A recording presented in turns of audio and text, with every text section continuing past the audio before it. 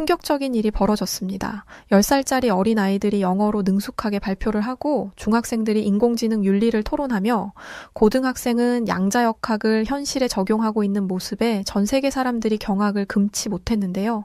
바로 한국의 아이들 때문입니다. 한국은 그저 시험 성적에 목매는 주입식 교육일 거라 믿었는데 그 믿음이 무너지는데 3일도 걸리지 않았다죠.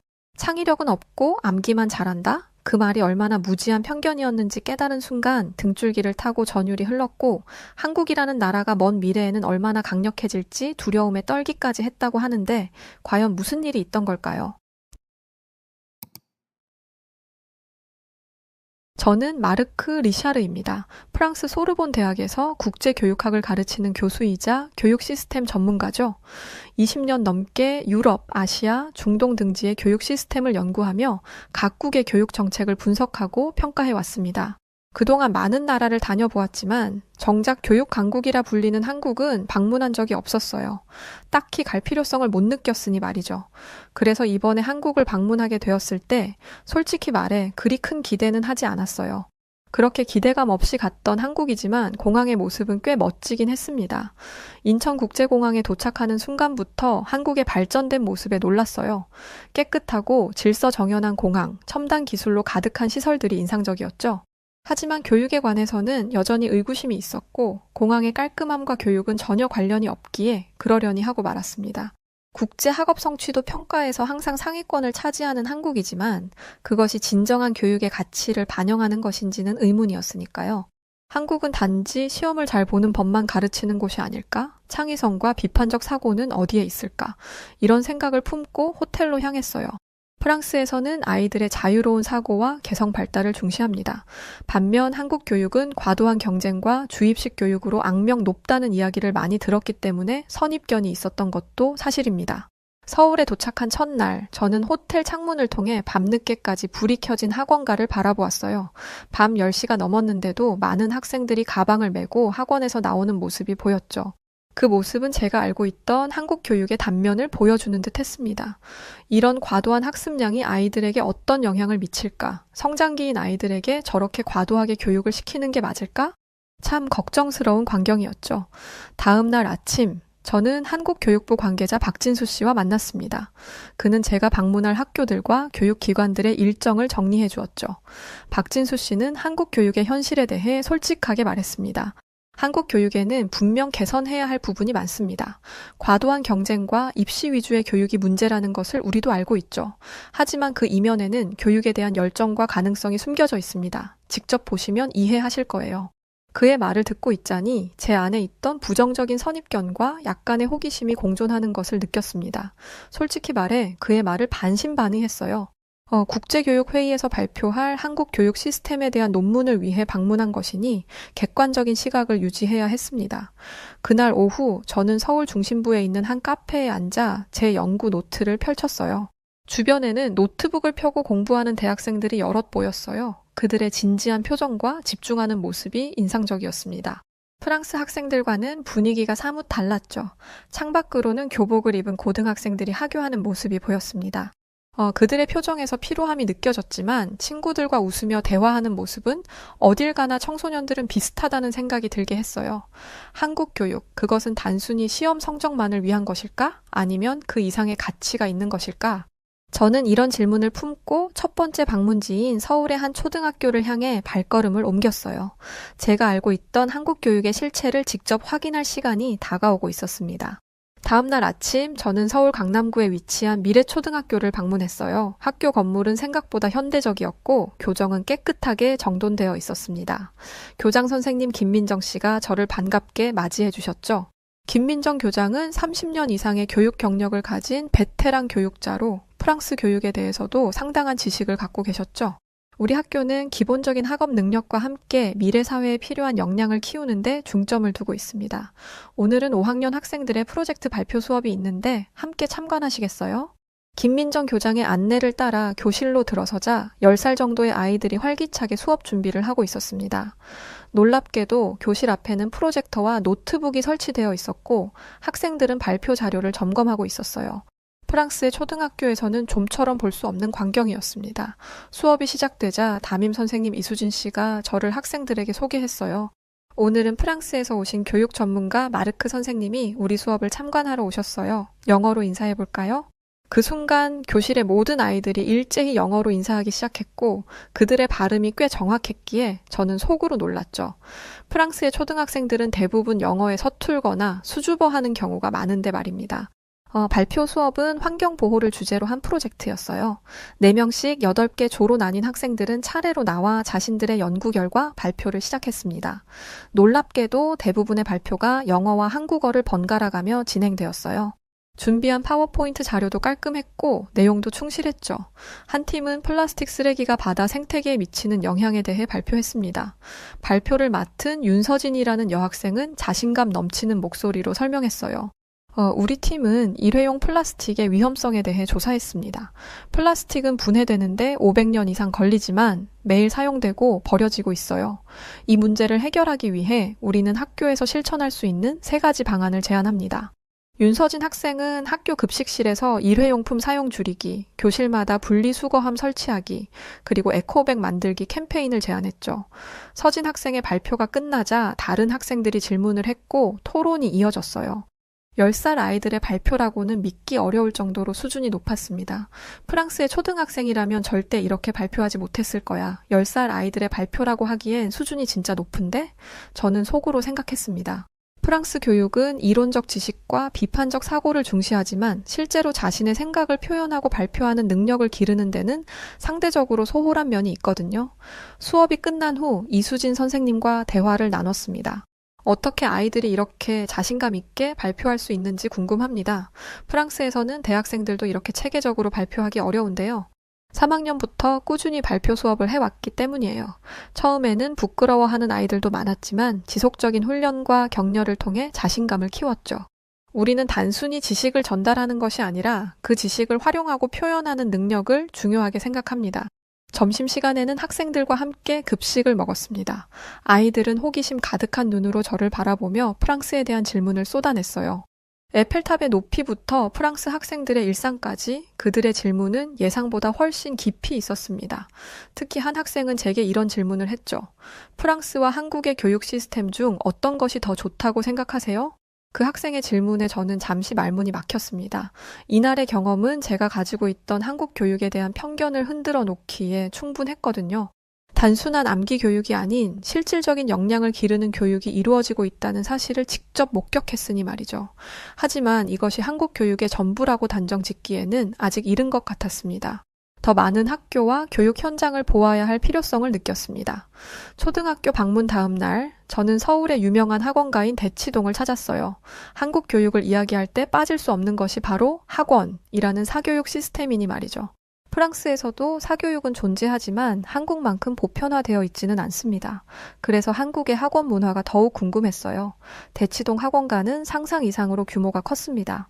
고층 건물마다 다양한 학원들이 들어서 있었고 오후 시간임에도 불구하고 많은 학생들이 분주하게 오가고 있었어요. 저는 이곳에서 가장 유명하다는 한 영재학원을 방문했습니다. 학원장 박성민 씨는 20년 넘게 수학을 가르쳐온 베테랑 교육자였죠. 프랑스에서는 사교육이 어떻게 이루어지나요? 프랑스에서는 주로 개인 과외나 소규모 그룹 수업 형태로 이루어집니다. 한국처럼 대규모 학원 시스템은 흔치 않아요. 사실 많은 유럽 국가들이 한국의 사교육 열풍을 과도한 교육 경쟁으로 비판하기도 합니다. 그런 비판이 있다는 것 알고 있습니다. 하지만 한국의 학원은 단순히 입시를 위한 곳만은 아닙니다. 학생들의 다양한 관심사와 재능을 발굴하고 키우는 곳이기도 하죠. 그의 안내로 몇몇 수업을 참관할 수 있었습니다. 첫 번째로 들어간 교실에서는 고등학교 2학년 학생들이 미적분학을 공부하고 있었어요. 프랑스에서는 대학교 1학년 때 배우는 수준의 내용이었습니다. 학생들은 교사의 설명에 집중하며 열심히 필기를 했고 질문도 적극적으로 했습니다. 다음 교실에서는 중학생들이 영어 토론 수업을 하고 있었습니다. 주제는 인공지능의 윤리적 문제였어요. 14살에서 15살 학생들이 영어로 자신의 의견을 논리적으로 펼치는 모습에 다시 한번 놀랐습니다. 프랑스의 중학생들은 영어로 이런 수준 높은 토론을 하기 어려울 텐데 말이죠. 한국의 학원 시스템이 이렇게 활성화되어 있다는 건 그만큼 학생들이 원하는 만큼 배울 수 있다는 뜻일까? 저는 속으로 생각했습니다. 물론 과도한 학습 부담과 경쟁이라는 부정적인 측면도 있겠지만 학생들에게 다양한 교육 기회를 제공한다는 점에서는 긍정적인 면도 있어 보였습니다. 오후 6시가 되자 새로운 학생들이 학원으로 들어오기 시작했습니다. 대부분 교복을 입은 고등학생들이었죠. 그들의 표정에서는 피로함이 느껴졌지만 교실에 들어갈 때는 다시금 집중하는 모습이 인상적이었습니다. 한 여학생에게 다가가 물어보았어요. 학교 수업 후에 학원까지 다니는 것이 힘들지 않나요? 물론 힘들 때도 있어요. 하지만 제가 의대에 가려면 더 많이 공부해야 해요. 그리고 이곳에서는 학교에서 배우지 못하는 심화 내용도 배울 수 있고 비슷한 목표를 가진 친구들과 함께 공부할 수 있어서 좋아요. 여학생의 대답에서 단순한 의무감이 아닌 자신의 목표를 향한 열정이 느껴졌습니다. 다른 학생들에게도 비슷한 질문을 했을 때 대부분은 힘들다면서도 자신의 꿈을 위해 노력하고 있다고 말했어요. 그들에게는 분명한 목표의식이 있었습니다. 학원을 나오면서 저는 복잡한 감정이 느껴졌어요. 한편으로는 이렇게 어린 나이에 과도한 학습 부담을 지는 것이 과연 옳은가 하는 의문이 들었지만 다른 한편으로는 학생들의 자발적인 노력과 열정에 감동받았습니다. 프랑스에서는 찾아보기 힘든 교육열이었죠. 저녁에는 박성민 학원장과 식사를 하며 더 많은 이야기를 나눴습니다. 그는 한국 교육의 장단점에 대해 솔직하게 말해주었어요. 우리 교육 시스템이 완벽하다고 생각하지 않습니다. 과도한 경쟁과 스트레스가 문제인 것은 사실이에요. 하지만 교육에 대한 열정과 헌신은 우리의 강점입니다. 이제는 이 열정을 더 창의적이고 균형 잡힌 방향으로 이끌어야 할 때라고 생각합니다. 그날 밤 호텔로 돌아오는 길에 저는 생각했죠. 한국의 교육 시스템은 제가 처음 생각했던 것보다 훨씬 복잡하고 다양한 측면을 가지고 있었습니다. 단순히 시험을 위한 주입식 교육이 아닌 학생들의 다양한 가능성을 키우는 교육도 분명히 존재하고 있었어요. 프랑스와는 다른 접근 방식이지만 그 안에는 배울 점이 많다는 것을 인정할 수밖에 없었습니다. 서울의 명문학교로 알려진 고등학교를 방문한 날 아침부터 비가 내리고 있었어요. 한국의 장마철이라고 했지만 프랑스의 부드러운 봄비와는 달리 세찬 빗줄기에 놀랐습니다. 학교 정문에서는 교감 선생님 이정훈 씨가 우산을 들고 저를 기다리고 있었죠. 오늘은 특별히 물리, 국어, 영어 수업을 참관하실 수 있도록 준비했습니다. 우리 학교는 다양한 교수법을 시도하고 있거든요. 이정훈 교감은 학교 시설을 안내하며 말했습니다. 해당 고등학교는 100년이 넘는 역사를 가진 학교지만 시설은 매우 현대적이었습니다. 각 교실에는 스마트보드가 설치되어 있었고 도서관은 마치 대학교 수준이었죠. 특히 인상적이었던 것은 과학 실험실이었습니다. 최신 장비들이 갖춰져 있었고 학생들의 연구 결과물이 전시되어 있었어요. 첫 번째로 참관한 수업은 2학년 물리 수업이었습니다. 김태영 선생님은 양자역학의 기본 개념을 가르치고 있었죠. 프랑스에서는 대학교에서 다루는 내용인데 고등학생들이 이해할 수 있을까 걱정했습니다. 그러나 제 걱정은 기우였어요. 학생들은 선생님의 설명에 집중하며 질문을 던졌고 어려운 개념도 잘 이해하는 것처럼 보였습니다. 수업 중간에 김태영 선생님은 학생들을 4명씩 조를 나눠 토론 활동을 시작했습니다. 주제는 양자역학이 현대 기술에 미치는 영향이었어요. 학생들은 각자 태블릿을 꺼내 자료를 찾기 시작했고 활발한 토론이 이어졌습니다. 저는 한 조에 가까이 다가가 그들의 대화를 들었어요. 학생들은 놀라운 수준으로 토론하기 시작했습니다. 양자 컴퓨터가 실용화되면 현재 암호화 기술이 무용지물이 될 수도 있어. 그럼 보안 시스템을 완전히 새로 구축해야 할 거야. 맞아. 그런데 양자 암호화 기술도 함께 발전하고 있잖아. 오히려 더 안전한 보안 시스템이 만들어질 수도 있지 않을까? 학생들의 대화는 단순한 교과서 지식을 넘어 실제 응용과 사회적 영향까지 고려하는 수준이었습니다. 한국 학생들은 어렸을 때부터 스스로 생각하는 법을 배우는구나. 저는 감탄했습니다. 프랑스 고등학교의 과학 수업은 이론 중심인 경우가 많아서 이렇게 토론과 응용을 강조하는 수업은 신선했어요. 두 번째로 참관한 수업은 국어 수업이었습니다. 박경희 선생님은 현대 문학 작품을 분석하는 수업을 진행 중이었죠. 학생들은 소설 속 인물의 심리와 사회적 배경에 대해 깊이 있는 분석을 하고 있었어요. 한국어를 이해하지 못했지만 학생들의 열정적인 토론과 발표에서 그들의 비판적 사고력을 엿볼 수 있었습니다. 점심시간에는 몇몇 학생들과 대화할 기회가 있었습니다. 그들에게 프랑스 고등학교와 한국 고등학교의 차이점에 대해 물었어요. 프랑스 학생들은 어떤 과목을 가장 좋아하나요? 그리고 대학 입시는 어떻게 준비하나요? 프랑스에서는 철학이 매우 중요한 과목이에요. 모든 고등학생이 바칼로레아라는 시험을 치르는데 철학 에세이가 큰 비중을 차지하죠. 한국처럼 사교육은 많지 않고 학교 교육을 중심으로 대학을 준비합니다. 철학이요? 우리는 수능에 철학이 없어요. 대신 국어, 수학, 영어, 과학, 사회 과목을 중점적으로 공부합니다. 이주연 학생이 말했습니다. 대화를 나누면서 느낀 점은 한국 학생들이 생각보다 훨씬 성숙하고 지적 호기심이 많다는 것이었습니다. 그들은 자신의 진로에 대해 진지하게 고민하고 있었고, 세계 여러 나라의 교육 시스템에 대해서도 관심을 보였어요. 단순히 시험 점수를 위해 공부하는 것이 아니라 배움 자체에 가치를 두는 학생들이 많았습니다. 마지막으로 참관한 영어 수업에서는 학생들이 직접 영어로 발표하는 시간이었죠. 주제는 글로벌 시민으로서의 책임이었어요.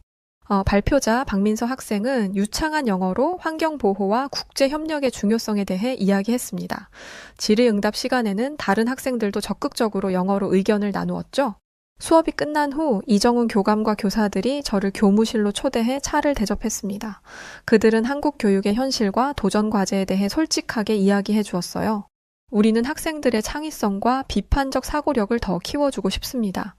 입시 위주의 교육이 여전히 큰 비중을 차지하고 있지만 학교 차원에서는 다양한 교수법을 시도하고 있어요.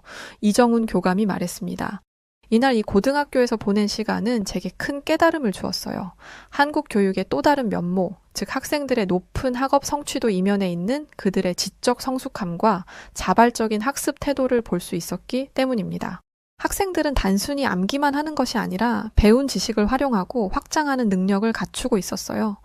프랑스의 교육 시스템과는 접근 방식이 다르지만 분명히 효과적인 측면이 있다는 것을 인정할 수밖에 없었습니다. 고등학교 방문 후 저는 특별한 기회를 얻었습니다. 학교 측에서 추천한 고등학교 3학년 학생 한지민과 심층 인터뷰를 할 수 있게 된 것이죠. 한지민은 전국 영어 경시대회에서 우승한 경력이 있고 과학 올림피아드에서도 좋은 성적을 거둔 우수한 학생이었습니다. 그녀와의 대화를 통해 한국 교육의 내면을 더 깊이 이해하고 싶었어요. 학교 근처의 조용한 카페에서 만났습니다. 한지민은 교복을 단정하게 입고 있었고 첫인상부터 자신감이 넘쳐 보였죠.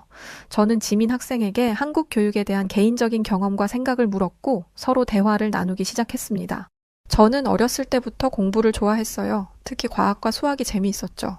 물론 입시 준비로 힘들 때도 많았지만 배움 자체에서 즐거움을 찾으려고 노력했습니다. 대학에 진학하면 어떤 전공을 선택할 계획인가요? 생명공학을 전공하고 싶어요. 특히 줄기세포 연구에 관심이 많습니다. 하지만 단순히 좋은 대학에 가는 것이 목표는 아니에요. 제가 배우는 것들이 나중에 사회에 기여할 수 있기를 바랍니다. 지민 학생의 대답은 제가 기대했던 것과는 달랐습니다. 그녀는 대학 입학을 최종 목표로 보는 것이 아니라 더 큰 그림을 그리고 있었어요. 더 깊은 이야기를 나누기 위해 저는 한국 교육의 문제점에 대해서도 물었습니다. 한국 교육에서 가장 큰 문제점은 무엇이라고 생각하나요? 과도한 경쟁과 획일화된 평가 방식이 문제라고 생각해요. 모든 학생이 같은 시험을 치르고 같은 기준으로 평가받죠. 이런 시스템에서는 다양한 재능과 개성이 무시될 수 있어요. 또한 많은 학생들이 자신이 왜 공부하는지에 대한 의미를 찾지 못한 채 그저 좋은 대학에 가기 위해 공부합니다. 그럼 지민 학생은 어떻게 그런 의미를 찾게 되었나요? 저는 운이 좋았어요. 중학교 때 만난 과학 선생님이 저에게 큰 영향을 주셨습니다. 그분은 단순히 교과서 내용을 가르치는 것이 아니라 왜 이런 것들을 배우는지, 이 지식이 어떻게 세상을 바꿀 수 있는지 설명해 주셨어요. 그때부터 저는 대학에 가는 것이 중요한 게 아니라 내가 무엇을 배우고 성장하는지가 중요하다는 것을 깨달았습니다. 이 말을 들으며 저는 깊은 인상을 받았습니다. 지민 학생의 생각은 성숙했고 지민 학생의 학습에 대한 접근 방식은 단순한 성적 추구를 넘어섰죠. 우리는 2시간 넘게 교육의 의미, 미래 사회에 필요한 역량, 그리고 그녀의 꿈에 대해 이야기를 나눴어요. 대화 중에 한지민은 한국 교육의 강점에 대해서도 이야기했습니다. 한국 교육의 가장 큰 장점은 기본기를 탄탄하게 다진다는 점이에요. 읽기, 쓰기, 수학과 같은 기초 학문을 체계적으로 배우고 이를 바탕으로 더 깊이 공부할 수 있죠. 또한 요즘에는 창의성과 비판적 사고력을 강조하는 교육도 늘어나고 있어요. 프랑스 교육은 철학과 인문학을 중시한다고 들었어요. 학생들이 사고의 틀을 넓히는 데 도움이 될 것 같습니다. 한국 교육은 실용적인 지식과 문제 해결 능력을 더 강조하는 편이에요. 두 시스템 모두 장단점이 있겠지만 서로 배울 점이 많다고 생각합니다. 지민 학생의 성찰적인 태도와 균형 잡힌 시각은 제게 깊은 인상을 남겼습니다. 지민 학생과의 대화를 통해 저는 한국 교육이 단지 시험 성적만을 중시하는 것이 아니라 적어도 일부 학생들에게는 내면적 성장과 자아 발견의 과정이 될 수 있다는 것을 깨달았어요. 대화를 마치며 지민 학생에게 마지막 질문을 던졌습니다. 앞으로 한국 교육이 어떤 방향으로 나아가야 한다고 생각하나요? 더 개인화된 교육이 필요하다고 생각해요. 모든 학생이 같은 내용을 같은 방식으로 배우는 것이 아니라 각자의 관심사와 재능에 맞는 교육을 받을 수 있어야 합니다. 또한 단순 암기보다는 창의적 사고와 문제 해결 능력을 더 중시하는 방향으로 나아가야 할 것 같아요. 그리고 무엇보다 학생들이 배움의 즐거움을 느낄 수 있는 교육 환경이 중요하다고 생각합니다. 지민 학생과 헤어진 후 저는 오랫동안 지민 학생의 말을 곱씹었습니다. 이 만남은 한국 교육에 대한 제 인식을 크게 바꾸었죠. 높은 학업 성취도 이면에는 자신의 꿈과 목표를 향해 성장하려는 학생들의 열정과 의지가 있었습니다. 이것이 바로 한국 교육의 진짜 힘이 아닐까 생각했어요. 지민 학생과의 대화 이후 저는 한국 교육의 다른 측면도 살펴보고 싶었습니다. 모든 시스템에는 장단점이 있기 마련이니까요. 다음 날 저는 교육부 정책자문위원인 최종혁 박사와 만났습니다. 그는 한국 교육이 직면한 여러 문제점들에 대해 솔직하게 이야기해 주었어요. 한국 교육의 가장 큰 문제점은 과도한 경쟁과 입시 중심의 교육 문화입니다. 학생들은 어린 나이부터 극심한 경쟁 속에서 성장하고 이로 인한 스트레스와 정신적 부담이 매우 큽니다. 한국 청소년의 행복 지수는 OECD 국가 중 최하위권입니다. 학업 스트레스로 인한 정신건강 문제도 심각하죠. 또한 대학 입시가 인생의 전부인 것처럼 여겨지는 문화도 문제입니다. 학생들은 자신의 진정한 관심사나 재능보다는 입시에 유리한 과목과 활동에 집중하게 됩니다. 그의 말을 듣고 있자니 한국 교육의 어두운 측면이 선명하게 드러났죠. 프랑스에서도 대학 입시 경쟁이 있지만 한국만큼 극단적이지는 않았습니다. 교육이 입시 준비로 축소되는 현상은 분명 우려할 만한 일이었어요. 오후에는 서울 외곽의 한 일반 고등학교를 방문했습니다. 이곳은 제가 앞서 방문했던 명문 고등학교와는 분위기가 사뭇 달랐어요.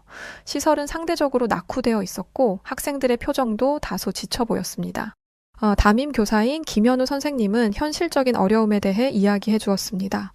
우리 학교 학생들 중 상당수는 경제적으로 어려운 가정 출신입니다. 사교육을 받을 여유가 없는 학생들도 많죠. 그러다 보니 교육 격차가 점점 커지고 있어요. 우리는 그 격차를 줄이기 위해 방과 후 학교와 멘토링 프로그램을 운영하고 있지만 한계가 있습니다. 한 교실에 들어가 수업을 참관했습니다. 수학 시간이었는데 일부 학생들은 집중하지 못하고 있었어요. 수업이 끝난 후 저는 몇몇 학생들과 이야기를 나눴습니다. 공부하는 게 어렵지 않아요? 솔직히 많이 어려워요. 특히 수학이요. 학원에 다니는 친구들은 이미 많이 앞서 나가 있어서 따라잡기가 쉽지 않아요. 가끔은 포기하고 싶을 때도 있죠. 그의 솔직한 이야기를 들으며 저는 교육 불평등의 현실을 실감했습니다. 하지만 동시에 어려운 환경 속에서도 꿈을 잃지 않는 학생들도 있었어요. 저는 디자인을 전공하고 싶어요. 그래서 미술 공부에 더 집중하고 있어요. 성적이 최상위는 아니지만 제 진로에 필요한 것들을 찾아서 공부하고 있습니다. 한 여학생의 말에서 자신만의 길을 찾아가는 의지가 느껴졌습니다. 교실 한쪽에는 학생들의 미술 작품이 전시되어 있었는데 그 중에는 박소연의 작품도 있었어요. 그림을 통해 자신의 생각과 감정을 표현하는 그녀의 재능이 돋보였습니다.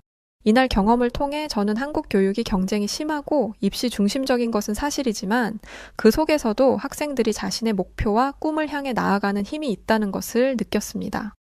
교육 환경이 완벽하지 않더라도 학생들은 스스로 동기를 부여하고 자신만의 길을 개척해 나가고 있었어요.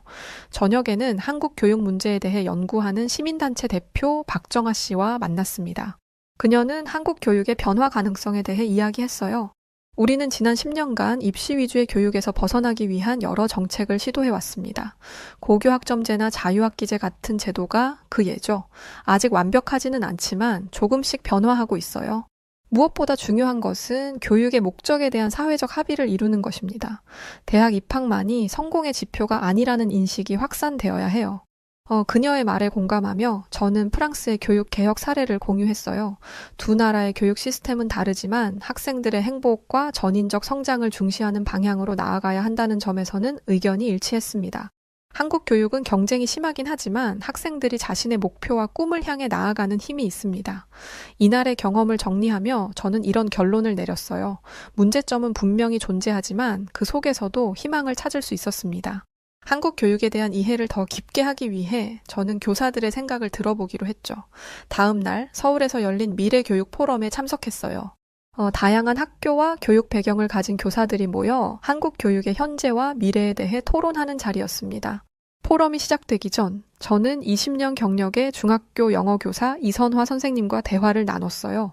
그녀는 교육 현장의 변화를 지켜봐온 베테랑 교사였습니다. 제가 교사가 되었을 때와 지금을 비교하면 많은 것이 달라졌습니다. 예전에는 교사가 지식을 전달하는 역할에 중점을 두었다면 지금은 학생들이 스스로 학습할 수 있도록 안내하는 역할이 더 중요해졌어요. 프랑스에서도 비슷한 변화가 있었습니다. 그런데 입시 위주의 교육 환경에서 그런 변화를 실현하기 어렵지 않나요? 물론 쉽지는 않아요. 하지만 우리는 제한된 환경 속에서도 의미 있는 교육을 하기 위해 노력하고 있습니다. 예를 들어 제 영어 수업에서는 단순히 문법과 어휘를 가르치는 것이 아니라 영어로 자신의 생각을 표현하고 세계와 소통할 수 있는 능력을 키우는 데 중점을 둡니다. 시험 준비도 중요하지만 그것이 전부는 아니니까요. 포럼이 시작되고 여러 교사들의 발표와 토론이 이어졌습니다. 그중 특히 인상적이었던 것은 학생 중심 교육을 주제로 한 패널 토론이었어요. 5명의 교사가 자신의 교육 철학과 교실에서의 실천 사례를 나누었습니다. 초등학교 교사 정민수 선생님은 자신의 경험을 이렇게 공유했습니다. 제가 가르치는 3학년 학생들에게 왜 공부해야 하는지 물어보았을 때 대부분은 좋은 대학에 가기 위해서라고 대답했어요. 10살 아이들이 이미 대학 입시를 목표로 공부한다는 것이 안타까웠습니다. 그래서 저는 호기심과 탐구심을 키우는 프로젝트 학습을 시작했죠. 아이들이 자신이 관심 있는 주제를 정하고 그것에 대해 조사하고 발표하는 방식으로요. 처음에는 어려워했지만 점차 자신감을 갖게 되었고 배움의 즐거움을 느끼기 시작했습니다. 그의 사례는 입시 중심의 교육 문화 속에서도 의미 있는 교육을 실천할 수 있다는 희망을 보여주었습니다. 다른 교사들도 비슷한 노력과 성과를 공유했어요. 고등학교 국어교사 윤지영 선생님은 말했습니다. 학생이 자기 삶의 주인이 될 수 있도록 돕는 것이 우리 교육의 핵심입니다. 제 수업에서는 문학 작품을 통해 자신의 삶과 사회에 대해 성찰하는 기회를 제공합니다. 시험에 나오는 내용을 암기하는 것이 아니라 작품을 통해 자신의 생각을 발전시키고 표현하는 능력을 기르는 것이 중요하다고 생각해요. 토론이 끝난 후 저는 윤지영 선생님께 더 자세한 이야기를 듣고 싶어 개인적으로 대화를 청했습니다. 그녀는 10년 동안 서울의 여러 고등학교에서 국어를 가르쳐 왔고 교육 혁신에 관한 책도 출판한 열정적인 교사였어요. 한국의 교육 환경은 분명 도전적입니다. 하지만 그 속에서도 의미 있는 교육을 실천할 수 있다고 믿어요. 저는 학생들이 단순히 시험을 위한 공부가 아니라 자신의 삶에 의미를 부여하고 더 나은 사회를 만들기 위한 지식과 역량을 갖추길 바랍니다. 프랑스에서도 우리는 비슷한 도전에 직면해 있습니다. 지식 전달과 시험 준비도 중요하지만 학생들이 자신의 잠재력을 발견하고 발전시킬 수 있도록 돕는 것이 더 중요하죠. 맞아요. 교육의 본질은 결국 같은 것 같습니다. 문화와 시스템은 다를 수 있지만 우리 모두 학생들이 더 나은 인간으로 성장할 수 있도록 돕고 싶어 하니까요. 그날 저녁 제가 포럼에서 만난 교사들과 함께 식사를 했습니다. 그들은 한국 교육의 문제점을 인식하고 있었지만 동시에 긍정적인 변화를 만들어가기 위해 노력하고 있었어요. 그들의 학생에 대한 애정과 교육에 대한 헌신은 깊은 인상을 남겼습니다. 특히 기억에 남는 것은 과학교사 김동현 선생님의 말이었습니다. 저는 학생들에게 항상 말합니다. 시험 점수는 잠시 동안만 중요하지만 배움의 즐거움과 지식에 대한 열정은 평생 가는 재산이다. 모든 학생이 이 말을 당장 이해하지는 못하지만 언젠가는 깨닫게 될 거라고 믿습니다. 이날의 경험을 통해 저는 한국 교사들의 교육 철학과 헌신에 대해 깊이 이해하게 되었습니다. 그들은 어려운 환경 속에서도 학생들의 성장과 행복을 위해 최선을 다하고 있었죠. 프랑스의 교사들과 마찬가지로 한국의 교사들도 교육의 본질적 가치를 추구하고 있었습니다. 이것이 바로 교육의 보편적 가치가 아닐까 생각했어요. 한국 교육에 대한 연구를 계속하면서 저는 기존의 입시 중심 교육에서 벗어나 새로운 시도를 하는 학교들에 대해 듣게 되었습니다.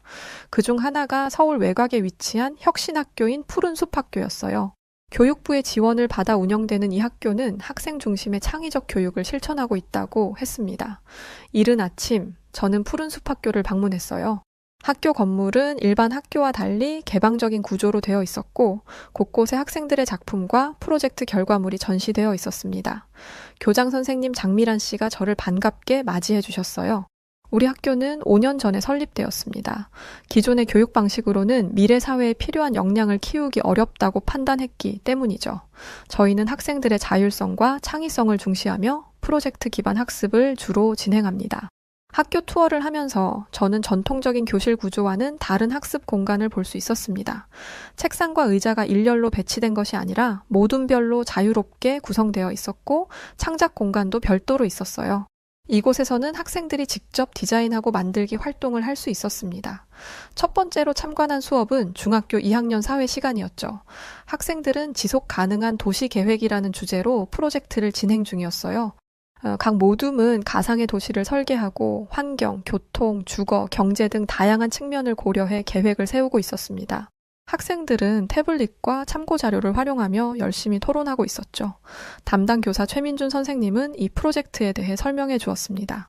이 수업은 6주 동안 진행됩니다. 학생들은 도시계획의 기본 원리를 배우고 실제 도시의 사례를 연구한 후 자신들만의 도시를 설계하게 됩니다. 마지막 주에는 전문가들을 초청해 학생들의 발표를 하기도 했죠. 저는 교실 한편에 앉아 학생들의 발표 준비 과정을 지켜봤습니다.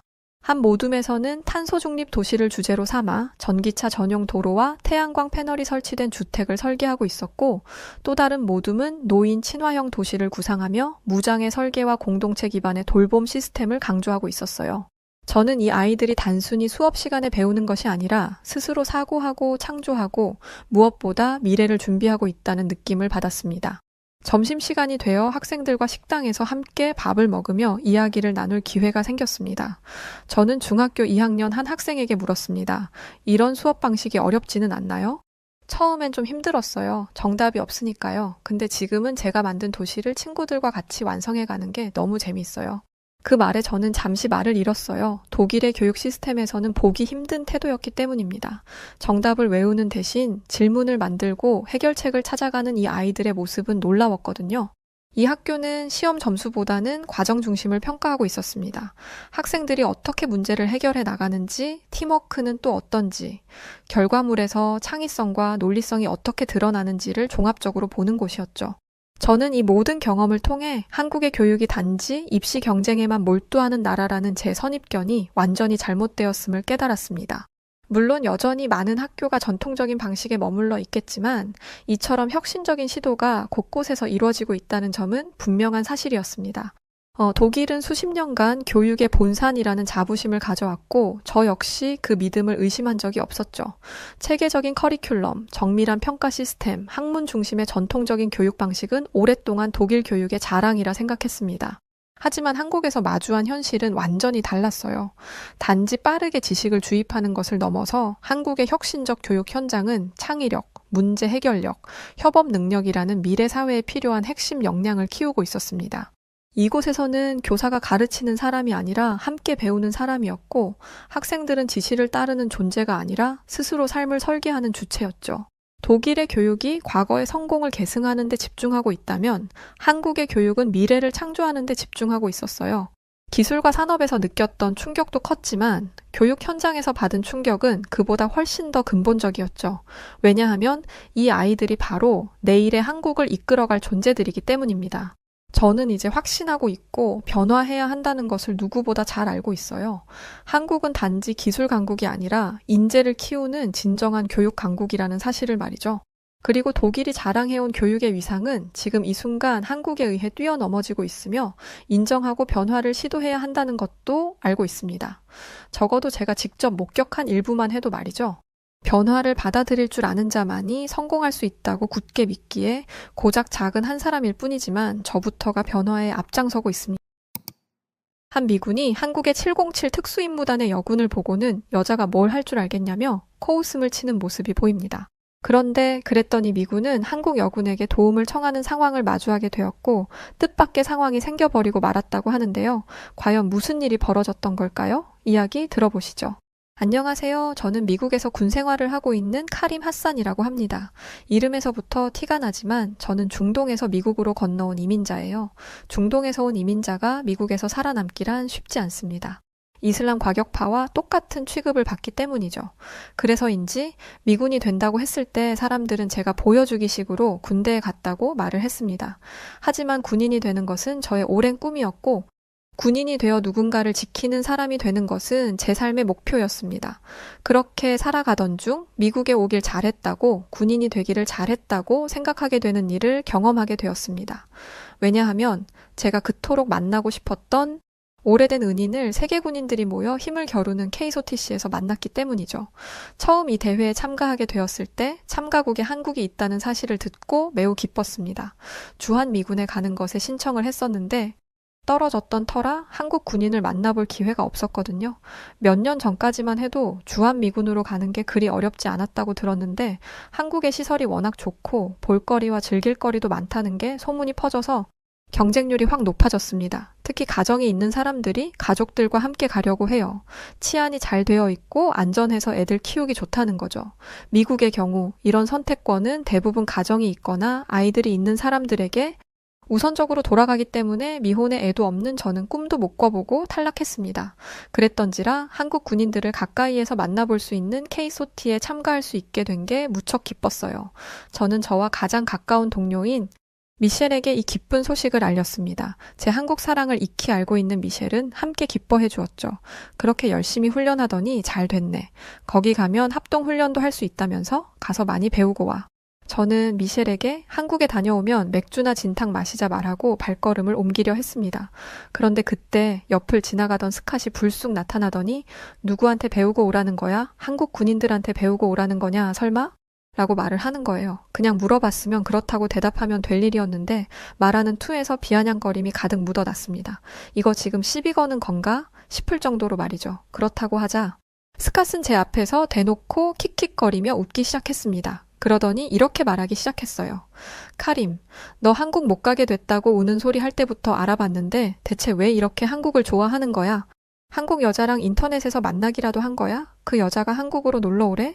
스캇이 평소에 저급한 표현을 쓰는 건 알고 있었지만 저에게 하는 건 처음이었습니다. 스캇은 한국 여성이 저를 꿰어냈다는 식으로 이야기를 하더라고요. 야, 이 미국 오고 싶어서 미국 남자 꼬시는 여자가 한둘인 줄 알아? 한국 여자가 너를 꼬셔서 가려고 하는 거면 잘 생각해봐라. 이런 식으로 성질만 긁고 가버리길래 저는 스캇의 어깨를 잡았습니다. 그리고 말했죠. 머리에 든 게 그런 것밖에 없으니 하는 말도 그런 것뿐인가 보네. 난 정말 한국 군대에게 배울 점이 있다고 생각하는 거야. 주한미군으로 가고 싶어 했던 것도 그런 거고 KSOTC에 가는 것도 마찬가지야. 그러자 스캇은 제 손을 강하게 쳐내면서 화를 냈습니다. KSOTC에 참가하는 게 배우기 위해서라고? 너 미군 맞아? 이래서 이민자 놈들은 안 되는 거야. 미군이라면 조국의 영광을 드높이기 위해서 참가를 해야지. 누구한테 뭘 배우겠다는 거야. 미국이 배울 나라는 없어. 미국에게 배울 나라만 있는 거지. 그리고 네가 배울 점이 있다는 한국말이야. 우리가 우리 없으면 아무것도 못하는 나라야. 주한미군이 철수하면 주변 국가들한테 금방 먹힐걸? 그 소리에 저는 열이 받아서 손이 바들바들 떨리더군요. 그런데 사실 저는 말솜씨가 없어서 화가 나면 말을 잘 못합니다. 어깨를 붙잡고 한 소리 한 것도 거의 기적 같은 일이에요. 화는 나는데 어찌할 바를 모르고 있던 그때 옆에 있던 미셸이 저 대신 나서주었습니다. 멍청한 놈. 네가 이러니까 뇌도 근육으로 찼다는 소리를 듣는 거야. 평소 다혈질기가 다분한 스캇은 주변인들에게 무식하다는 놀림을 받고는 했기에 미셸의 말은 스캇의 성질을 긁기 충분했죠. 스캇은 화가 났는지 곧장 미셸의 멱살을 잡았습니다. 그러자 미셸은 진짜 치게? 너 한 번만 더 사고 치면 징계야. KSOTC 나가고 싶다며 아니야? 라고 말하며 스캇을 잠재웠죠. 저는 제가 못하는 걸 해내는 미셸을 우러러보고 있었습니다. 미셸은 옷을 툭툭 쳐내고는 스캇에게 말했습니다. 이대로 나갔다가는 나라 망신시킬까봐 얘기하는 건데 한국이 미국 도움 없이 아무것도 못하는 나라라는 건 옛말이야. 모르겠으면 그냥 머리에 박아. 트럼프 전 대통령이 100억 달러라는 비용을 얘기했는데 한국이 수용하는 신용도 안 했던 건 아니? 이런 자신감이 어디에서 왔다고 생각해? 그리고 이번에 있었던 한미 방위비 협정에서 주한미군 주둔비용 증가율 상한선은 5%였어. 게다가 전략자산 전개 비용은 협상 대상에서 제외됐고 너는 한국이 이런 협상력을 보여줄 수 있었던 이유가 뭐라고 생각해? 그만한 힘이 있기 때문이야. 한국이 미국 없이 정말 아무것도 못하는 나라라면 협상이라는 게 가당키나 했겠어? 미국이 시키는 대로 고분고분 따라야 했겠지. 아니니? 아무리 뇌도 근육으로 되어 있다는 스캇도 이 말은 이해하더라고요. 미셸은 한국군이 외치는 건 자주국방이야. K2 전차, K9 자주포, 현무5 같은 무기들을 보기는 했는지 모르겠네? 너같이 허구한 날 헬스장 가서 아령만 들고 전략에는 관심도 없는 게 뭘 알겠냐? 라고 말하며 혀까지 찢찢 찼습니다. 저는 내가 하고 싶은 말이 그 말이라는 뜻을 담아 고개를 끄덕였고 스캇은 욕을 크게 내뱉더니 자리를 떠났어요. 저는 미셸에게 고맙다는 말을 전했고 미셸은 제게 이렇게 말했습니다. 미국도 한국의 군사력 성장을 주목하고 있는데 정작 미군들은 그걸 모르고 있어서 걱정이야. 한국은 보호받아야 할 나라가 아니라 함께 가는 파트너가 된 지 오래인데 미국이 자꾸만 고자세로 거만하게 굴면 한국 국민들이 이럴 거면 나가라고 할까봐 걱정이야. 요즘 여론도 안 좋다고 하더라고. 저는 미셸의 말에 일리가 있다고 생각했습니다. 사실 미셸은 뿌리 깊은 군인 집안이거든요. 아마 군대 내에서 높은 자리 하나씩 하고 있는 집안 어른들이 하는 이야기를 가지고 하는 말이겠죠. 저는 미셸의 이야기를 마음에 새기고 한국의 모습을 눈에 담아오기로 다짐했습니다. 그렇게 KSOTC 대회에 참가하게 되었고 저는 한국에서는 707 특수임무단이 온다는 소식을 듣게 되었습니다. 아니나 다를까 스캇은 자신과 가장 가까운 동료였던 데이빗에게 한국 군인들을 열심히 비웃고 있더라고요. 저를 흘끗흘끗 쳐다보면서 속닥거리는 게 제 성질을 긁고 싶은 게 분명했습니다. 키는 2m에 육박하고 몸은 바위산 같은 게 하는 행동은 초등학생만도 못하다니 저는 아무 타격도 받지 않고 유치하게 구는 스캇을 그저 불쌍하게 보고 있었습니다. 바로 그때 한국의 707 특수임무단이 등장했습니다. 포스가 대단하더라고요. 저는 처음으로 한국군을 가까이에서 본 것이었기 때문에 그들에게서 눈을 떼지 못했습니다. 그런데 707 특수임무단을 향한 관심은 저만 가지고 있는 게 아니었어요. 저 외에도 수많은 나라의 군인들이 수군거리며 그들을 눈으로 쫓았죠. 저는 옆에 있던 폴란드 군인에게 저들을 본 적이 있냐고 물었습니다. 그러자 그는 일전에 한국군을 본 적 있다며 몇 년 전 직접 보았던 일에 대해 들려주기 시작했어요. 정확히 기억나는 건 아닌데 아마 당시에 바람이 미친 듯이 부는 날이었어요. 그때 모래 바람까지 날려서 눈도 제대로 못 뜰 정도였죠. 그런데 제 눈으로 본 거라 그것만은 똑똑히 기억나요. 저는 아직 사격 준비를 제대로 하지도 못했는데 옆에서 총을 쏘는 소리가 나더라고요. 누가 마음이 급해서 방아쇠부터 당겼구나 했는데 나중에 알고 보니 한국군이 15초 만에 표적을 전부 명중한 거였어요. 그때 얼마나 쪽팔렸는지 몰라요. 저도 우리 부대에서 나름 명사수였는데 이건 게임이 안 되겠더라고요. 진짜 전쟁 상황이었고 서로가 서로에게 총구를 겨누고 있었다고 생각하면 아찔해요. 그러자 옆에서 저희 이야기를 듣고 있던 독일군이 자신도 한국 군인들과 만난 적이 있다며 끼어들더라고요. 그러면서 그 독일 군인은 이런 말을 했었죠. C큐비라고 근접전투 과제 중에 인질구출 시나리오가 있었는데 다른 팀들이 한국군보다 2배는 더 걸렸어요. 실수 하나 없이 모든 게 맞아 떨어져야 가능한 일이고 지휘부의 완벽한 통제와 지시, 이를 따르는 병사들의 수행 능력이 뒷받침되지 않으면 절대 불가능한 일이거든요. 그때 일 이후에 독일로 돌아가서 죽을 뻔했어요. 상관이 한국 군인들 하는 거 못 봤냐면서 훈련을 얼마나 빡세게 굴리던지 한국군 기록 따라잡을 때까지 집도 못 갔다니까요. 이런 얘기를 들으니 한국의 707 특수임무단이 보여줄 모습이 더더욱 기대가 되더라고요. 저는 기대감에 부푼 채 KSOTC의 본격적인 시작을 준비했습니다. 제가 지금까지 한국군을 위주로 이야기하기는 했지만 전 미군이잖아요. 그렇기에 저는 제 본분을 잊지 않고자 최선을 다해 군인으로서의 기량을 뽐냈죠. 그리고 한국 군인들과 함께 동반 훈련을 할 수 있게 되었습니다. 그런데 한 가지 문제가 생겼어요. 바로 저와 함께 훈련에 참가하는 사람 중에 스캇이 포함되어 있었던 것이었기 때문이죠. 이 녀석이 무례한 행동을 저지르지는 않을까, 독불장군 같은 행동으로 일을 망치지는 않을까 하는 생각에 무척이나 불안했습니다. 하지만 훈련은 예정대로 진행됐고 저희는 도심지 인질구출 합동훈련을 하게 되었습니다. 폭격으로 인해 폐허가 된 단지에서 인질을 구출한다는 가정하에 모의 전장을 구성한 것이었죠. 저와 스캇은 한 팀이었고 707 특수임무단 혼성팀과 함께 임무를 수행하게 되었습니다. 저희는 모두 남자였고 한국군에는 여군 대원이 있었어요. 그런데 이 멍청한 스캇이 한국 여군 대원을 보고 비아냥거리기 시작했죠. 인질 구출은 힘과 순발력이 필요한데 여군이라 이거 인질이 더 늘어나는 상황이 생길 수도 있는 겁니까?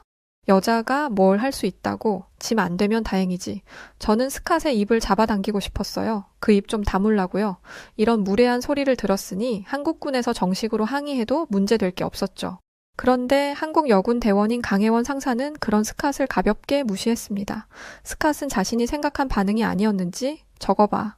자신 없으니까 이런 소리를 듣고도 못 들은 척하는 거야 라며 또다시 비아냥거리더군요. 저는 곧바로 강혜원 상사에게 달려갔습니다. 정말 죄송합니다. 제가 대신 사과드릴게요. 정식으로 항의하신다면 제가 증인으로 나서겠습니다. 다시 한번 죄송해요. 연신 허리를 굽혀 사과하자 강 상사는 아무렇지 않다며 되려 저를 일으켜 세웠습니다. 아니요, 괜찮습니다. 사과하실 필요 없어요. 한국군은 가볍게 뱉는 말에 동요하지 않습니다. 저분이 뭐라 말하든 저는 실력으로 검증하면 되는 것 아니겠습니까? 이렇게 말하고 자리를 떠나는데 저보다 키는 한참 작은데도 불구하고 누구보다 커 보였습니다. 저는 이 군인에게서 어떤 모습을 보게 될지 기대하는 마음으로 훈련에 임했어요. 가장 먼저 투입된 팀은 스캇의 팀이었는데 위풍당당하게 내가 들어가서 상황 정리해 놓으면 할 게 없을 텐데 심심해서 어떻게? 라고 말하며 들어가더군요. 그런데 역시나 예상치 못한 복잡한 상황이 터지자 진전이 더뎠고 통신 장비까지 먹통이 되자 스캇은 패닉에 빠졌습니다. 그럴 때는 자리에서 은신하며 구조 신호를 보내는 게 기본인데 무력하게 도움을 기다리는 게 창피했는지 혼자 임무를 수행하고 오겠다며 동료들의 만류에도 불구하고 자리를 이탈했다고 합니다. 동료들은 스캇의 불같은 성격을 알기에 적당히 말리다가 보내줄 수밖에 없었고 말이죠. 그런데 스캇은 정해진 루트가 아닌 곳으로 발걸음을 옮겼고 순간 예상하지 못했던 붕괴가 발생했습니다. 붕괴가 발생하자 스캇팀의 위치가 드러났고 모두가 그곳으로 향했죠. 훈련은 중지됐고 인질 구출 훈련이 아니라 부상자 구출로 상황이 변했습니다. 바로 구조대가 왔지만 일반적인 구조 방법을 사용할 수 있는 상황이 아니었습니다. 그런데 그때 강 상사가 군복을 벗더니 최소한의 안전장비만 착용하기 시작했어요. 급하게 달려온 강 상사의 한국 군 책임자가 뭘 하는 거냐고 물었더니 강 상사가 하는 말이 저희 모두를 깜짝 놀라게 말했습니다. 현재 저곳으로 들어갈 수 있는 공간은 하나뿐입니다. 공간을 억지로 만든다면 추가 붕괴가 생길 거고 그러면 안에 갇힌 사람의 안전은 보장하지 못하게 됩니다. 구조 장비 또한 열악해서 현 상황에서 구조를 기대하는 건 불가능합니다. 저는 체구도 작고 날렵해서 저 안으로 충분히 들어갈 수 있습니다. 제가 들어가서 구해오겠습니다. 보내주십시오. 미군이 의지할 곳은 강 상사뿐이었어요. 저희는 간절한 마음으로 통역을 통해 설득을 하기 시작했습니다. 하지만 절대 안 된다는 답만 돌아왔죠. 나는 내 부하를 지킬 의무가 있습니다. 저희 쪽 상관이 미국과 한국의 관계를 들먹이며 설득을 하는데도 꿈쩍 안 하더군요. 모든 상황은 미군의 독단적인 행동으로 인해 벌어진 것 아닙니까? 강혜원 상사는 저희 부대원 상사입니다. 절대 위험한 곳에 보낼 수 없습니다. 저는 스캇이 꼴 보기는 싫어도 같은 미군으로서 스캇이 걱정되기는 했습니다. 그래서 한국군이 도와주지 않는 게 야속하게 느껴지기도 했어요. 그런데 한편으로는 자신의 부하를 끔찍하게도 아끼는 그 마음이 감동스럽더라고요. 그런데 강 상사가 강력하게 자기 생각을 주장하기 시작했습니다. 이럴 때를 위해 훈련받아 왔습니다. 제 훈련이 헛되지 않았음을 증명하게 해주시면 안 되겠습니까? 미군의 협박에 가까운 말에도 흔들리지 않던 사람이 강 상사의 말에 흔들렸습니다. 결국 그는 강 상사를 보내줬고 강 상사는 좁은 최소한의 장비를 착용한 채 허리에 끈을 두르고 좁은 통풍구 안으로 들어가기 시작했습니다. 한국군의 바디캠을 이마에 달고 실시간 상황을 보는데 강 상사의 체구가 아니었다면 아무도 못 들어갈 그런 곳이 맞더군요. 강 상사가 움직일 때마다 바스락거리는 소리와 함께 잔해가 떨어졌고 저희는 손에 땀을 쥔 채 상황을 지켜보았습니다. 그리고 마침내 스캇의 모습이 바디캠에 잡힌 순간 모두가 탄성을 내질렀습니다. 스캇은 피를 흘리고 있었고 그로 인해 체온이 낮아진 상태였습니다. 이대로 그냥 뒀다가는 얼마 지나지 않아 문제가 생겼을 게 뻔했어요. 강 상사는 가지고 온 응급키트로 스캇의 상처를 소독했고 전장에서 할 수 있는 최대한의 처치를 하고 빠져나왔습니다. 그리고 구조대가 올 때까지 몇 번이고 그 위험한 곳을 들어가 스캇의 상태를 살폈죠.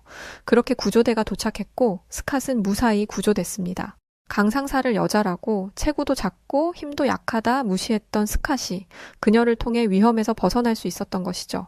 저는 병원에서 겨우 눈을 뜬 스캇한테 모든 상황을 설명했습니다. 그리고 말했어요.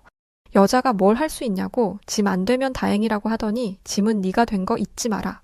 저는 병원에 몸져놓은 스캇 대신 감사 인사를 하기 위해 강 상사를 찾아갔습니다. 제가 이렇게 요약해서 적어서 그렇지 실제 상황은 정말 급박했고 강 상사는 정말 위험을 자처하고 그 안으로 들어간 거였거든요. 그런데 강 상사는 제 감사 인사에도 전혀 으스대지 않았습니다. 스캇이라면 당연히 콧대가 높아져서 위대하신 미군의 능력을 찬양해라 라고 말했을 거고 저도 은근히 자랑하듯 말했을 텐데 강 상사는 달랐어요. 이렇게 말했죠. 지금까지 훈련받았던 모든 것들은 누군가를 공격하고 싸워서 뺏고 쟁취하기 위함이 아니에요. 방어하고 지키고 안전과 평화를 유지하기 위해서죠. 저는 고국에서 훈련받은 바를 그대로 이행했을 뿐입니다. 제 행동이 개인의 특별한 성품으로 칭찬받는 건 부담스럽네요. 제 행동은 대한민국이 지키고자 하는 가치였을 뿐입니다. 저는 강상사의 말에 충격을 받았습니다. 군대, 군인 하면 싸우고 이기는 것 위주로 생각하는데 한국은 전혀 다른 방향으로 생각하고 있더라고요. 그런데 이런 생각을 하고 나니 아주 먼 과거, 제가 어렸을 적에 경험했던 일이 떠오르기 시작했습니다. 그렇게 추억에 잠기려던 그때 강상사가 누군가와 대화를 하는 게 보였어요. 가만히 보니 사고가 났을 때 봤던 책임자였습니다. 당시에는 정신이 없어서 잘 몰랐는데 어디선가 본 것만 같더라고요. 저는 어딘가 익숙함을 느끼며 그에게로 가까이 다가갔습니다. 그리고 몇 걸음 떨어진 발치에서 그의 이름표를 본 저는 충격의 말을 잇지 못했어요. 김, 준, 호. 그 이름은 제가 평생토록 잊지 못했던 꿈에서조차 그리워하던 이름이었거든요. 저는 아직 확신하기 이르다 생각하며 김준호 중령에게 가까이 가서 인사한 뒤 물었습니다. 혹시 20년 전에 이라크에 가신 적이 있습니까? 그러자 그분은 그렇다라고 대답하셨어요. 맞습니다. 그분은 제가 이라크에서 살던 당시 저희 동네로 파병을 오셨던 한국 군인 중 한 분이었습니다. 그것도 제 인생에 가장 큰 영향을 끼친 분이셨죠. 저는 아르빌이라는 곳에서 살고 있었어요. 당시 이라크의 상황은 최악이었고 10살이었던 저는 폭격으로 다리를 다친 아버지와 폐허가 된 집에서 살고 있었습니다. 그런데 이런 상황은 저희 집만의 일이 아니었어요. 모든 사람들이 다 이렇게 살고 있었기 때문에 어딘가에 가서 도움을 청할 생각도 못했죠. 당연한 거니까요. 그런데 어느 날 처음 본 군복을 입은 사람들이 저희 마을에 나타났습니다. 그 사람들은 마을 곳곳을 돌아다니기 시작했어요. 전쟁과 군대라면 질릴 대로 질릴 사람들은 군인들을 피했고 그들이 지나간 자리에 오물을 뿌리거나 저주를 퍼붓기도 했습니다. 지금까지 본 군인들은 모두 우리를 괴롭히기만 했거든요. 그런데 이번에 온 군인들은 뭔가 달랐습니다. 그들은 한국에서 온 자이툰이라는 부대였는데 그들은 어떻게 해야 저희가 사는 아르비를 완벽하게 점령할 수 있을지를 보는 게 아니었어요. 굶고 있고 아픈 사람은 몇이나 되는지 그들을 어떻게 도울 수 있는지를 보고 있는 것이었죠. 이들은 누군가 아프다는 소리를 들으면 곧장 달려가 살펴보고 약을 주거나 치료를 해주었어요. 나중에는 아예 무료 치료소를 열어서 아픈 사람들은 누구나 치료를 받게 해주더군요. 저는 웬만한 상처는 알아서 낫게 두었습니다. 살이 찢어졌는데 치료를 받지 못해서 구더기가 생긴 사람을 보면서 살면 작은 상처 정도야 뭐. 물집이 나고 골마도 별것 아닌 것처럼 보이거든요. 그런데 이들은 제 작은 상처마저도 큰 상처로 보며 성심성의껏 치료해 주었습니다. 소독약을 바를 때마저도 따끔거린다며 미리 알려주더라고요. 저를 소중한 유리보석처럼 대해주는 한국의 자이툰 부대원들을 보며 저는 처음으로 제가 소중한 사람이라는 느낌을 받게 되었습니다. 자이툰 부대원들은 여기서 그치지 않았어요. 당시 중위였던 김준호 중위님은 저를 따라온 집에서 아버지를 보시곤 곧바로 들것을 들고 오셨습니다. 아버지는 외지인들에 대한 반발심이 굉장히 큰 분이라 처음에는 거부하셨어요. 하지만 아버지의 손을 잡고 김중희 님이 했던 말이 아버지의 마음을 움직였습니다. 저희는 한국에서 왔습니다. 부디 저희를 믿고 일어나 주세요. 아드님이 씩씩하게 웃는 모습을 다시 볼 수 있게요. 제가 책임지고 아버님의 다리를 고쳐드리겠습니다. 아드님과 함께 이 골목을 마음껏 뛰어다니실 수 있도록이요. 이 말을 들은 아버지는 곧바로 병원으로 옮겨졌고 그곳에서 3개월간 치료를 받으셨습니다. 처음에는 저도 두려웠어요. 이렇게 오랫동안 병원에 있어 본 적도 없었고 혹시나 병원비를 내라고 할까봐 걱정이었거든요. 하지만 김중희님은 매일 저를 병원으로 데려다 주시면서 아버지의 상태가 매일같이 호전되고 있다는 것을 보여주셨고 아버지의 치료 상황을 어린 저도 알아들을 수 있도록 쉽고 자세하게 설명해 주셨습니다. 그리고 아주 오래전에 있었던 일을 들려주시면서 병원비는 걱정하지 말라고도 말씀하셨어요. 카림, 과거 한국에서는 6.25 전쟁이 벌어졌었어. 그때 튀르키예에서 많은 병사들을 보내줬는데 그때 파병되어 온 군인들 중 대부분이 쿠르드족이었어. 저는 깜짝 놀랐습니다. 튀르키예에서 보낸 병사라고 했는데 쿠르드족은 저희 아르빌 지역에서 사는 사람들이거든요. 튀르키예에서 군사를 보냈다고 해놓고 생색은 쿠르드족으로 내고 있었다는 걸 처음 알았습니다. 그래, 쿠르드족은 네가 살고 있는 이곳 아르빌 출신의 젊은이들이었지. 그분들은 우리나라를 위해 피를 흘리셨어. 어린 나이에 강제로 징집되어 한국으로 왔지만 그럼에도 불구하고 우리 할아버지, 할머니들을 지키기 위해 목숨을 걸고 싸우셨단다. 쿠르드족의 젊은이들이 우리나라를 위해 흘린 피를 잊지 않고 있어. 그분들의 희생이 없었다면 오늘날의 대한민국도 없었을 거야. 그러니 너희 아버지가 다시 일어서실 때까지 우리가 책임지고 도와드리마. 처음으로 알게 된 우리 할아버지 세대와 한국과의 인연은 제게 큰 위로가 되었습니다. 70년이라는 긴 세월이 흘렀지만 한국은 그 은혜를 잊지 않고 이렇게 찾아와 갚고 있었던 거예요. 그제야 저는 이해했습니다. 왜 한국 자이툰 부대의 군인들이 이토록 진심을 다해 우리를 돕는지를. 그날 이후로 저는 더 이상 병원비를 걱정하지 않았습니다. 대신 아버지의 치료에만 집중했죠. 그리고 마음속으로 다짐했습니다. 언젠가는 저도 꼭 누군가를 도울 수 있는 사람이 되겠다고. 마치 70년 전 우리 할아버지 세대가 그랬던 것처럼 또 지금 자이툰 부대가 그러하듯이 말입니다. 아버지가 치료받는 동안 저는 부대에서 많은 시간을 보냈습니다. 김중희님은 틈틈이 저에게 한국어를 가르쳐 주었어요. 안녕하세요, 감사합니다 같은 간단한 인사부터 시작해서 나중에는 간단한 대화도 할 수 있게 되었습니다. 다른 군인들도 저에게 한글을 가르쳐 주었고 때로는 축구도 함께 했습니다. 부대 식당에서는 처음 보는 음식들을 먹었어요. 김치라는 빨간 음식은 처음에는 너무 매웠지만 나중에는 제가 가장 좋아하는 음식이 되었습니다. 지금도 생각나는 건 밥을 먹을 때마다 군인들이 저에게 많이 먹어 라고 말하면서 자기 반찬을 나눠주던 모습입니다. 가장 인상 깊었던 것은 그들이 총을 들고 있을 때조차 무섭지 않았다는 거예요.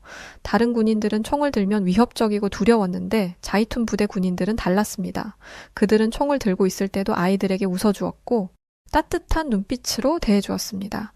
아마 그들이 들고 있는 총이 우리를 지키기 위한 도구임을 알고 있었기 때문이었겠죠.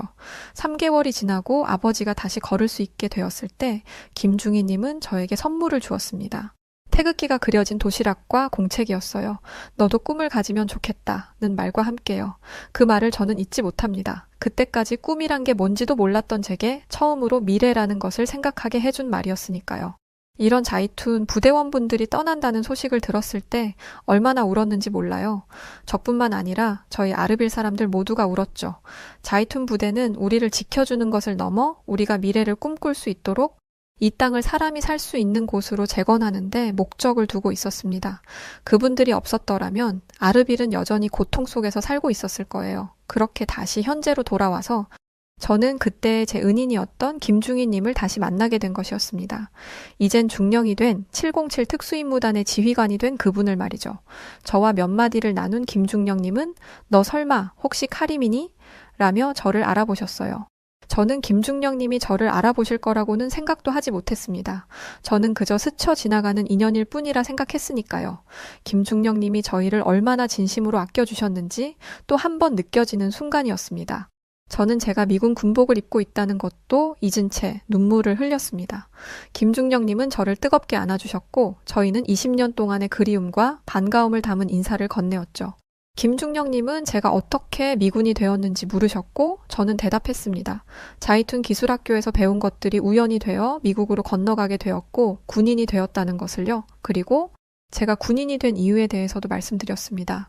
사실 제가 미군이 된 것도 한국군처럼 되고 싶어서였어요. 힘이 아닌 마음으로 사람들을 지키는 군인이 되고 싶었거든요. 한국군은 단순한 군대가 아니잖아요. 중령님을 비롯한 한국인 분들은 제게 희망과 꿈을 준 은인이었고 꼭 한국을 닮은 멋진 군인이 되고 싶었어요. 김중령님은 제 말 한마디로 지금까지의 군 생활을 보답받는 것 같다며 오히려 제게 고맙다고 말씀하셨습니다. 고마워해야 하는 건 저인데 말이죠. 지금도 아르빌에는 한국에서 최신식으로 지어준 자이툰 도서관이 있습니다. 이라크 최고 명물 중 하나예요. 그곳 한쪽 벽에는 20년 전 찍은 사진 한 장이 걸려 있는데요. 그 사진은 아버지의 치료가 끝나던 날 김중희님과 제가 함께 찍은 사진입니다. 당시 10살이었던 제가 태극기가 그려진 도시락을 들고 환하게 웃고 있고 김중희님은 제 어깨에 손을 얹고 미소 짓고 계시죠. 한국군은 아르빌의 미래에 대한 희망을 심고 갔습니다. 그리고 그 희망은 지금의 저를 만들었죠. 저는 평생토록 한국과 한국군에게 감사하는 마음을 가지고 살아갈 것입니다. 그리고 정말 우연히 다시 만난 제가 10살 때 저희를 지켜주셨던 김중령님을 다시 뵐 수 있어서 얼마나 기쁜지 모릅니다. 열심히 군생활해서 꼭 주한미군으로 갈 것이고 중령님과도 다시 한번 타지가 아닌 진짜 한국에서 보자고 약속했답니다. 한국은 저에게 있어 외국의 먼 나라가 아닙니다. 저에게 너무 큰 선물을 주었던 고맙고 감사한 국가이고 저희 두 번째 고향이라고 믿고 있어요. 한국을 욕되이 하던 스캇을 도와준 강혜원 상사도 그렇고 제가 존경하는 중령님도 그렇고 확실히 한국은 제가 지금 속해 있는 미군과도 분명한 차이가 있어요. 저는 그런 차이를 가지고 있는 한국이 너무나 좋습니다. 꼭 주한미군으로 가겠습니다. 다음에는 한국에서 뵐게요. 고맙습니다. 네, 오늘 사연은 여기까지입니다. 이라크 분이셨군요. 20년 전 한국과의 그런 인연이 깊게 있으셨네요. 참 사람의 운명이라는 게 알 수 없는 것 같네요. 꼭 주한미군이 되셔서 한국에 오세요. 기다리겠습니다. 자, 그럼 오늘 사연 재밌게 들으셨나요? 사연이 좋으셨다면 구독, 좋아요 부탁드리고 그럼 지금까지 저는 여우튜브 송은지였습니다. 더 재밌는 사연으로 돌아올게요. 끝까지 봐주셔서 고맙습니다. 그리고 늘 감사드리고 사랑합니다. 당신만의